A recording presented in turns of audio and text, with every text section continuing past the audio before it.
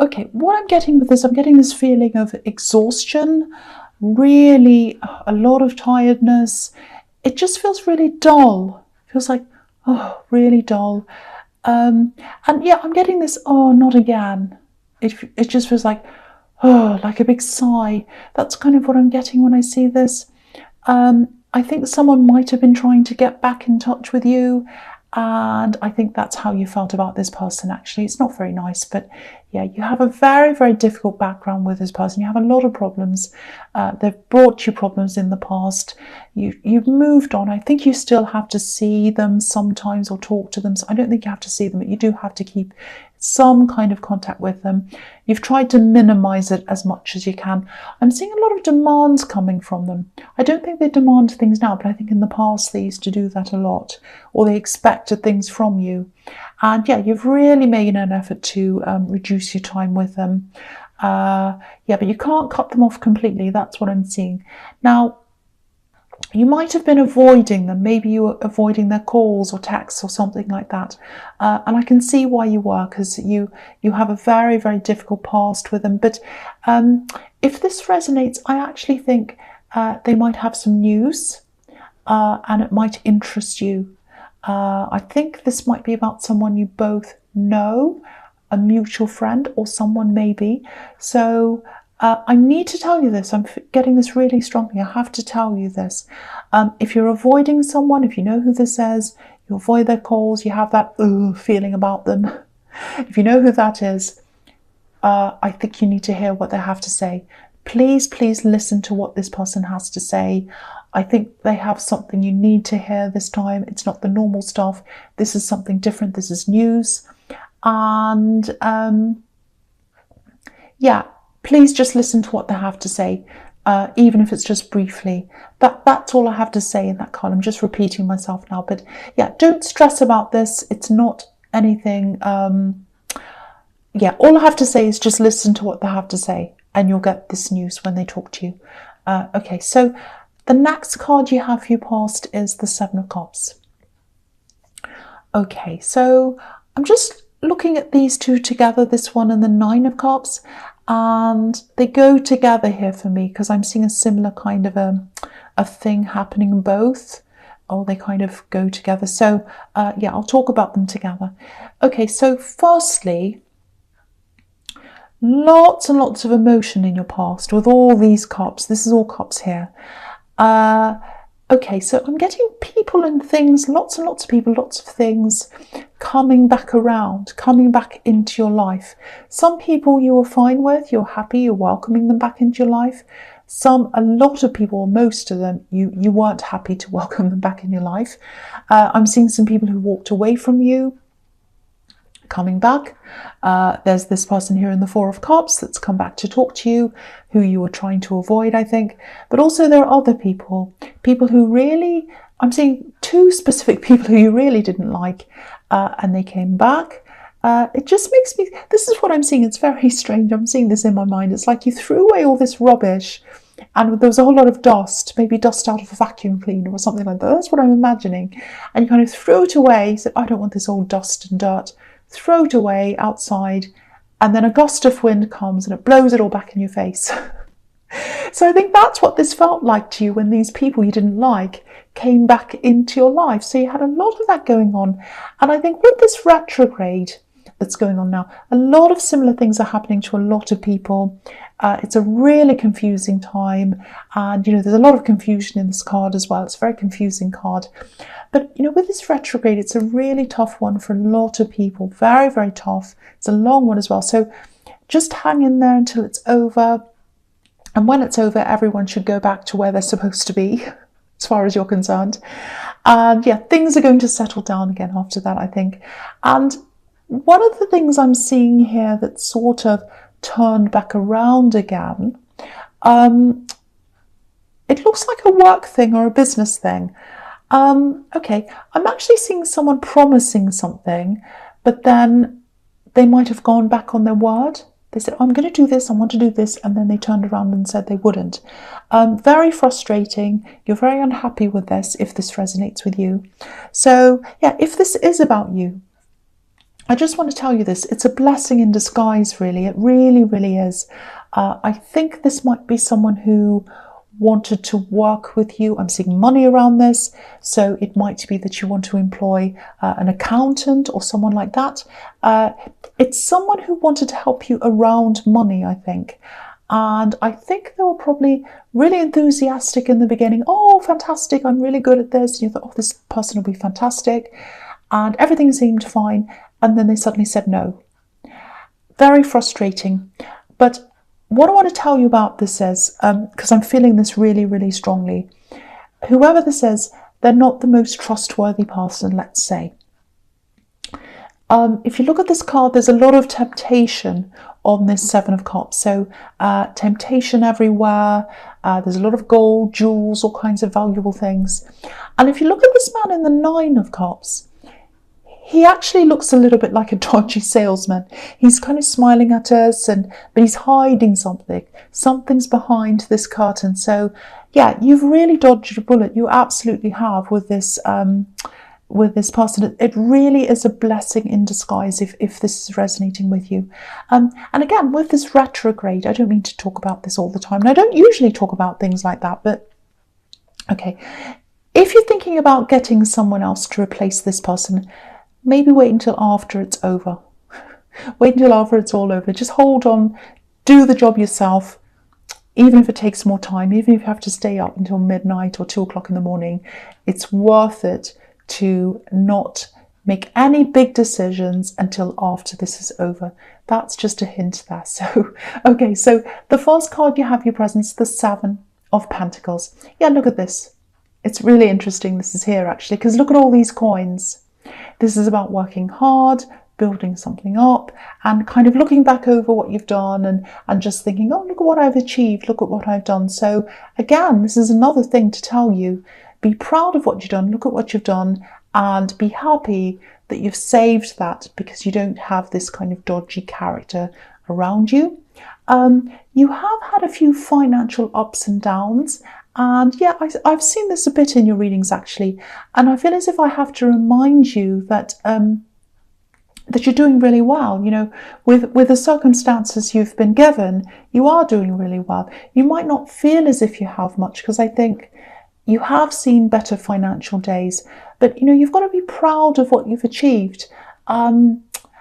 I think you might have lost a little bit of confidence in yourself financially. And there's no reason for you to feel like that. There really isn't. I have to keep on telling you that. That's how I feel. So, yeah, the other thing here is if you are looking for work or a new work opportunity, December looks really good for that. That's what I'm seeing there. So, yeah, I'm actually seeing something on the horizon for you in December, actually. A job, if that's what you're looking for. There's an income increase there with this card here.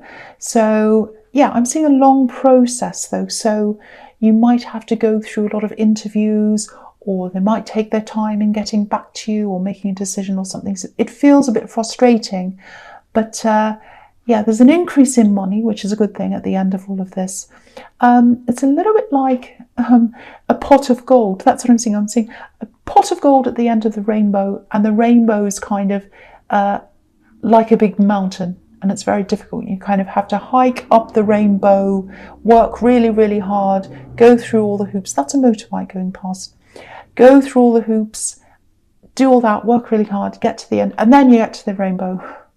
But it's going to be worth it. It's absolutely going to be worth it if this is what you want.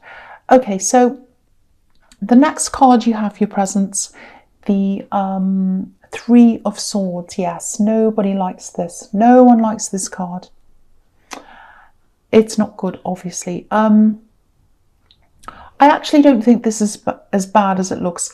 I am seeing a love connection around you, but I don't think this card has anything to do with them. So you can sigh with relief at that. It's nothing to do with that. Yeah, I think this might be about unfinished business. I'm seeing practical things here. I think this is linked to an ex. Maybe you're married to this ex, or it might just be that you still have some things to sort out between you. If this is resonating with you, obviously when you separated, there was a lot of heartbreak there, like this card, but it doesn't feel as stormy to me as what's on this card. There's a big storm on this card. Maybe you had a stormy past, but I think when the time finally came for you to actually separate, it was a lot calmer. That's what I'm getting. That's what I'm feeling. So yeah, so with these 3 swords, I'm seeing a division of money, or it might be things, property, things that you own together maybe. And I'm just getting this. I'm just seeing this now. It might actually be them that's holding this up, dragging their heels with this process, or slowing this down. It feels like a wall or some kind of burden. And yeah, whatever this problem is, whatever this thing is that you have to sort out, this splitting up of assets or whatever it is, it needs to be resolved. So if they're the one that's holding this up, you might have to be the one who takes some kind of action on this. You might even have to take some outside action, maybe even legal action if they kind of sit there doing nothing. But I hope it doesn't come to that, but something needs to be done somewhere. So, and I was picking up on this low financial confidence around you as well. And I think if this is hanging around in the air, reminding you of a failed relationship, it might be reminding you of failure, and that might be linking to money, because this is a money situation. So if that's what this is, that might be contributing to that feeling of, a lack of confidence financially that I was seeing there. So yeah, another reason for you to see what you can do about this if that resonates with that situation there. Okay, I hope that makes sense. Okay, so the last card you have your presence, the 9 of Wands. Yeah, okay, so what I'm seeing in the 3 of Swords, if with that situation with you having to kind of make a move to actually take action on that, if that's making sense to you, if that's correct, I actually think you might have a bit of a battle in front of you with this axe. I don't think they're loud, I don't think they're violent, it's nothing horrible like that. I just keep on seeing someone who slows things down, drags their heels, and so yeah, that's probably why it's still unresolved.